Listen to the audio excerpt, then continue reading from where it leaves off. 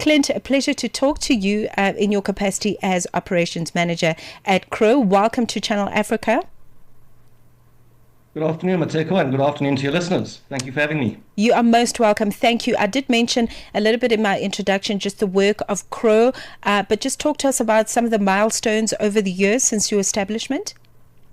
Sure. So Crow is South Africa's oldest wildlife rehabilitation centre. We were founded in 1980 when we moved onto this property, and we are fully permitted for all species of indigenous wildlife. That includes your threatened and protected marine species as well as your threatened and protected terrestrial species. And yes, we work with every single animal. Obviously, things like back in the day we did have lions and rhinos, but with the differences between then and now is obviously there's a lot more security behind rhinos, etc. So we will still take in any animal, but obviously there are special facilities for things like rhino. But as I say, we have had them in the past. And we rescue, rehabilitate, and release between 3,000 and 4,000 animals every single year. In fact, in November, we had 488 animals coming through our doors. And typically, we have anywhere from 300 to 600 animals on our property being cared for at any given time. And then all the animals that come through our facility are released back into the wild. And we have had our education program since the beginning of Crow. But about 12 years ago, we revamped the education program. And since then, we've actually reached out to over 180,000 learners. Okay, let's look at operations and impact, because this is really big work. I mean, thousands and thousands of wildlife coming through your doors. You mentioned a very big number in recent months. So from an operations perspective, what does it take to run an organization like Crow efficiently from a practical and financial standpoint? Yes, 100%. So we are a non-profit organization. We're also a public beneficiary organization, so we don't get any government support. And we rely fully on the generosity of the public and corporates to be able to keep our doors open.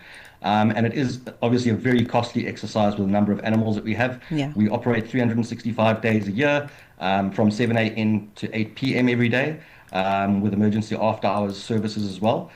So it is quite a costly exercise. We go through, for example, 2 bucky loads of fruit and vegetable every week.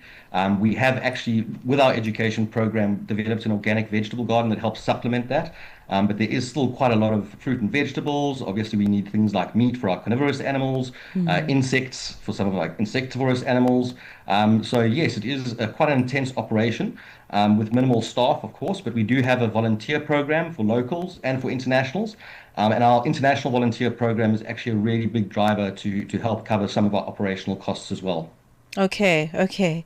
Well, I mean, it's wonderful to see that there are people who are willing to volunteer. The ecosystem, everything is important. The plants, the wildlife, the people. It's all one conversation. And speaking of that, actually, when it comes to perhaps the communities that you work with and supporting fraternities, if I could use that term, how closely do you work with farmers in the community, for example, in terms of perhaps them supplying meat and carcasses to feed the wildlife whilst they're still under your care?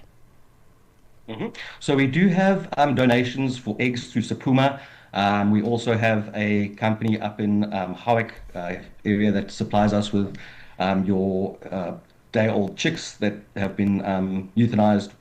Obviously, the egg farmers don't need the males, so we do get those, so we supported there. We are also supported with chicken necks, hearts, and gizzards every once in a while from another corporate that supplies chicken necks, hearts, and gizzards to the shops. And we are very grateful to also people in the harbour when they have spoiled stock that comes in that's still good for animals but can't be sold to humans because it's fallen on the floor, etc. So we do get donations of oranges every once in a while, and also teamed up with another organization that mainly deals with humanities and feeding people. But when they've got some excess stock, they'll bring that through to us as well. But it's not enough to fully cover everything. Clint, let's talk about that. Let's talk about how central environmental education is to Crow, especially when we look at the long-term conservation strategy of your organization. Although Crow definitely believes that the key to conservation is through education. And as I mentioned earlier, reaching out to over 180,000 learners in the last 12 years. We do have a number of different programs and we do cater for all ages. At the moment, we are looking more towards the grade R's to grade 7s for our environmental education World Environmental Education Day, which we're hosting next week, Saturday. So that's something that we're going to be working on in terms of enrichment. But you know, if you can just reach that one child who's going to make a difference in the world going Right. forward each time you do a presentation or a class or change their mind shift. And it's not just the children themselves that you know are learning about the importance of conservation and our environment, but it's also them going back home and teaching their grandparents and their parents things that they might not have learned when they were young. So yeah, I think that it's extremely important. We do have 6 different programs. One of them very relevant to the show, which is our sustainability program, and that looks at solar, your rainwater harvesting, as well as our aquaponics systems and our organic vegetable garden, teaching kids to, you know, grow their own food at home, which is so important and really good, much more healthy for them as well. We have a reptile presentation teaching learners about the importance of reptiles, which reptiles are dangerous, which reptiles are totally harmless, which the vast majority of snakes are actually harmless in South Africa. And then we've also got obviously our North Crow presentation, teaching kids what to do if they do come across an injured or orphaned animal. And we've got a number of other projects that can all be found on our website. And we also have a rural outreach project. So obviously some of the schools that are better off, we do charge a small fee for our services. But the rural schools and the more disadvantaged schools, we do free of charge. And we try to get out there as much as possible. Okay, this is very exciting, and how the little ones how they received this education, because this is very not only beautiful, but it's really just necessary considering where we are on the planet at the moment.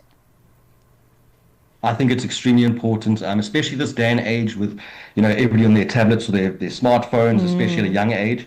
So it's good to get them out there. You know, because we are a wildlife rehabilitation center, we try and minimize human contact as much as possible with the patients on our property. But the one species that we weren't able to release in the past are our tortoises.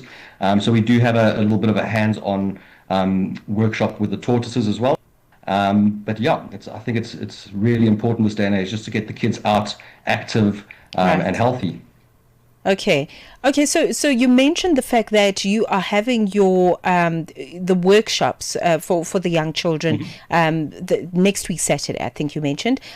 So talk to us about how you are getting the participation from young people and the community to participate.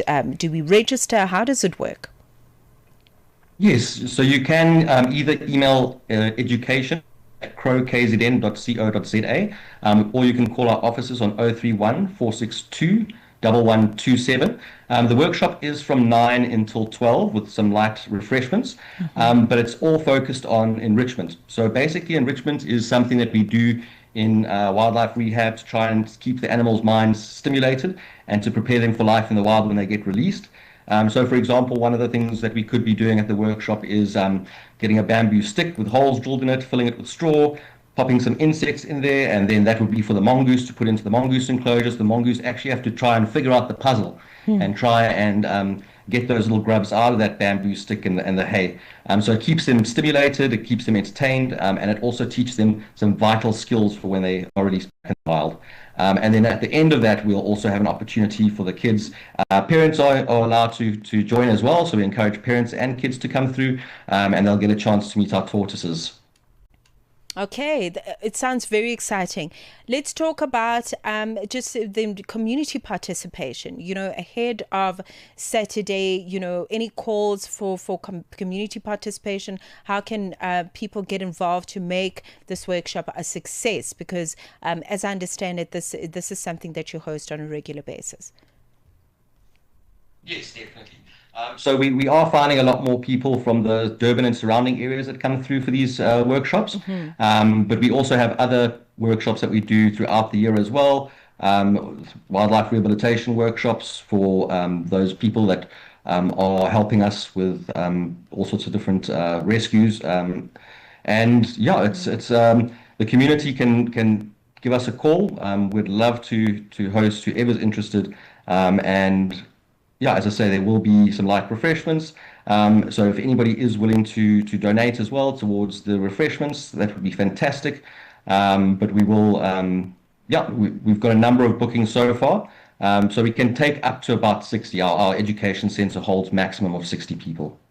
Okay, so visit Crow, okay, if you'd like to get more information on the work. It's crowkzn.co.za so that you can meet the team, okay? Clint and his team are doing such laudable work when it comes to conservation, environmentalism, wildlife, all the things that are really keeping this world and this planet really, really beautiful and functional. Clint, it was so wonderful to meet you. Thank you so much for your work and all the best for next week, Saturday. Thank you, Mmasteko. Really appreciate it. Have a great day. Thank you. Thank you.